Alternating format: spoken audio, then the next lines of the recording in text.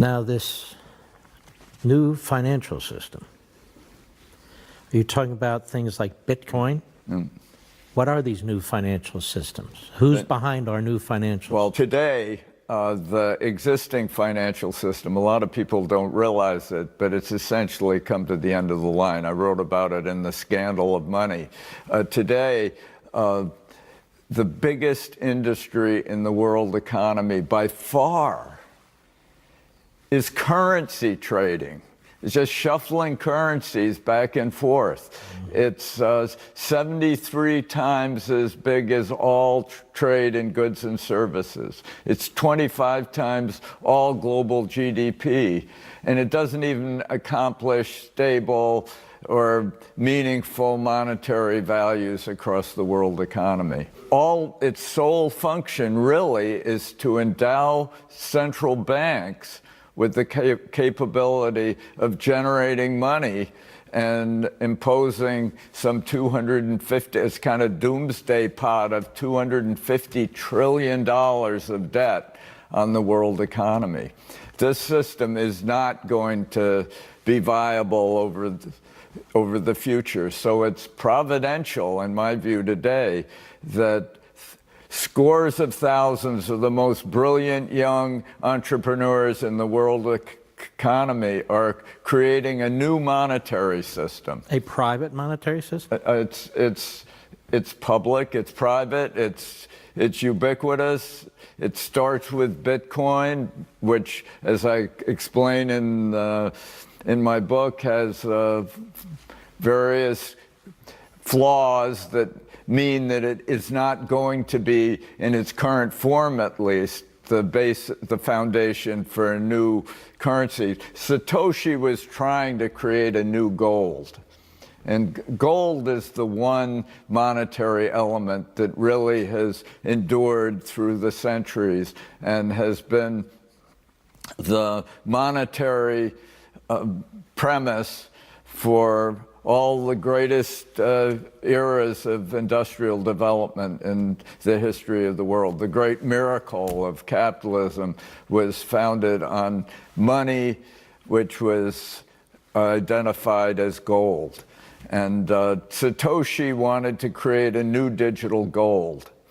And he almost did it, and there are now thousands of people trying to actually accomplish this goal.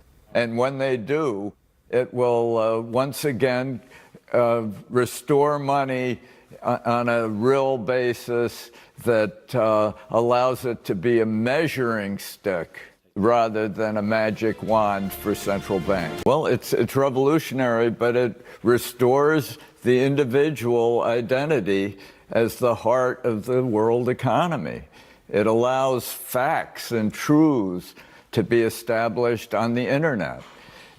It makes the individual paramount. It exalts the individual human mind, the creative force in the world, the most powerful intellectual entity in the history of the universe, paramount again.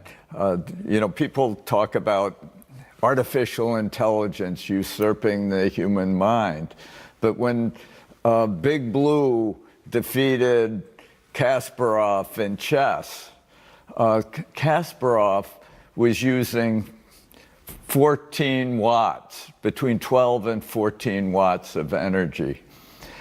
Big Blue was using effectively gigawatts of energy, billions of watts of energy, and was linked to other databases all across the world economy. The human mind is all that created Big Blue, all that programmed Big Blue, all that provided any intelligence to Big Blue. The human mind is the ultimate creative force in the image of their creator. And this is the heart of what the cryptocosm does. It reestablishes the individual creator as the heart of the system, rather than having some great system of databases in the cloud be the heart of the system. And it's all without government. It's all without, government Government's very important. Government provides what in information theory we call a low entropy carrier. That's a predictable carrier for the creative, surprising contributions of capitalism. But the low entropy carrier, that is the predictable systems of family, morality, regulation, law, epitomized by the genius of the Constitution and the founders. That's a low entropy carrier that allows high entropy, unpredictable surprises of creativity. But then there's big government, which is different, which regulates, which taxes. And guarantees. And this is what I really drill it on. Yeah. When you guarantee something, you prohibit learning. Learning is a process where it has to be falsifiable. You have to be able to disprove your learning process. And if you can't, if it's guaranteed by the government, it prohibits learning and thus stifles economic growth. What is net neutrality? It's a scheme of price controls for the internet. It's the only thing that really matters with regard to whether all the various bits and bytes are treated equally across the internet is how much bandwidth there is. If there's a lot of investment in bandwidth, net neutrality is inevitable. I mean, if you have the best content for the internet, you want it to be on everybody's conduit. You don't want to restrict it to one particular set of pipes. If you have the best communication system across the internet, you want everybody's content on it. There's no incentive to bias or twist or suppress or allocate bandwidth unless bandwidth is scarce. And what makes bandwidth scarce are laws, are net neutrality laws that impose price controls across the internet on every connection, and thus mean that companies like AT&T go off and buy Time Warner, and Verizon pursues the Huffington Post rather than really focusing on the huge opportunities in providing bandwidth for ever expanding cryptocosm. So your point would be, government, keep your hands off. Just leave it alone. You politicians don't even know what you're talking about. Pretty much? Pretty much. I think you pretty much have it. Well, 10 years ago, the biggest corporations in the world by market cap were Exxon, Walmart, the Petroleum Bank, China Petroleum, and the Industrial and Commercial Bank of China. 10 years later, the top 4 companies in the world are Apple, Amazon, Google, and Microsoft by market cap. I mean, just who would have predicted that? And I believe that in the next 10 years, there will be a similar turnover, and there'll be cryptocosmic companies who will dominate the lists of the top market caps in the world. Do you think, back to your Industrial Revolution point, we are in a constant state of economic revolution, depending on, the extent to which the government interferes. Like you were saying, socialism, pure socialism or communism, they kill knowledge, they kill, they're police states. But the freer a society, the more progress, the more liberty, the better the quality of life. Within rules and laws, we understand that within the Constitution. Is that about right? Yeah, absolutely. It can accommodate surprise. A surprise to a socialist is always a disruption of the plan. That's right.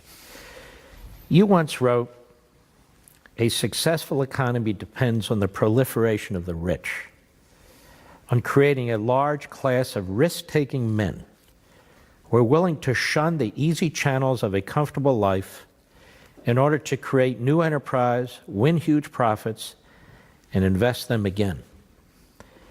Do you think our country today, do you think most people, forget about the elites, do you think most people still believe that? I hope so. Polls indicate that young people are increasingly estranged from capitalism. I think largely because of a great government effort to guarantee futures through the student loan program, $1.5 trillion of guaranteed money for students. Those aren't really loans.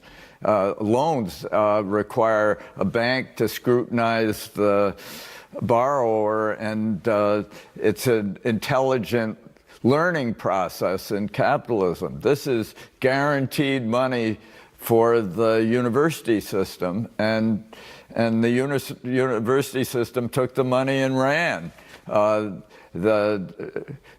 students ended up paying just as much as before, but all the prices went up faster than in any other product in the whole economy. It's one of the great scandals of recent decades, but it shows the effects of government attempts to guarantee stuff. You guarantee stuff, you stifle learning, and you produce failure. Is this why, let's just take an example, a prominent example, climate change, so-called. Is this why we can never have an honest debate about it? Suddenly you're a denier. Yeah. You can't even discuss the so-called science, you can't discuss any of it. Shuts down knowledge, shuts down debate, shuts down the human mind, and we just all line up. Absolutely. And we have other examples of that too, right? I think that's as good as an example as there is. I mean, you aren't allowed to debate. I mean, climate change is a real phenomenon. Climate's constantly changing. However, the Roman period, the Minoan period, the medieval climate optimum were just as hot, by most evidence, substantially hotter than it is today.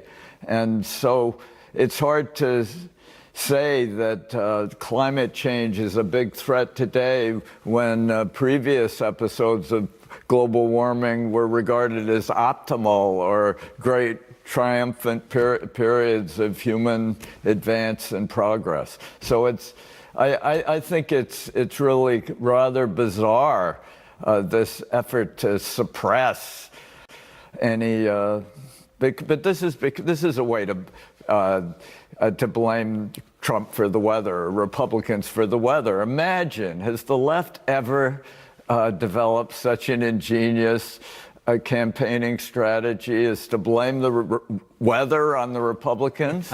People are always dissatisfied with the weather. It's worth remembering, though, we had dust bowls back in the 1930s when temperatures were just about as high as today. And, the weather is always changing. It's always unsatisfactory. And if you can blame it on the Republicans, you got a big political coup. That's right. So knowledge and anti-knowledge, it seems to be reversed when it comes to the left. Where do you see this country in 10 years? It's life after Google. It's dominated by an entirely new architecture of the internet and an entirely new basis for global money, an entirely new financial system. It's transformed America, as one of our recent presidents described it, only transformed in a way that restores the rights and identities of individuals, that understands that the one paramount source of creativity in the world economy is the human mind. And it's modeled on the distribution of the human mind. The human mind isn't all conglomerated in a few clouds. It is distributed around the world. And what determines whether societies succeed or fail is whether they accommodate the surprising and providential creativity of human beings, creative in the image of their creator. That's really the great issue. And I think the cryptocosm endows individuals, once again, with control over their content, with control over their identities, with avenues for their aspiration and creativity. We shouldn't fear it. We should embrace it. Yep. It's been a great pleasure. Thank you so much, very Mark. I appreciate it.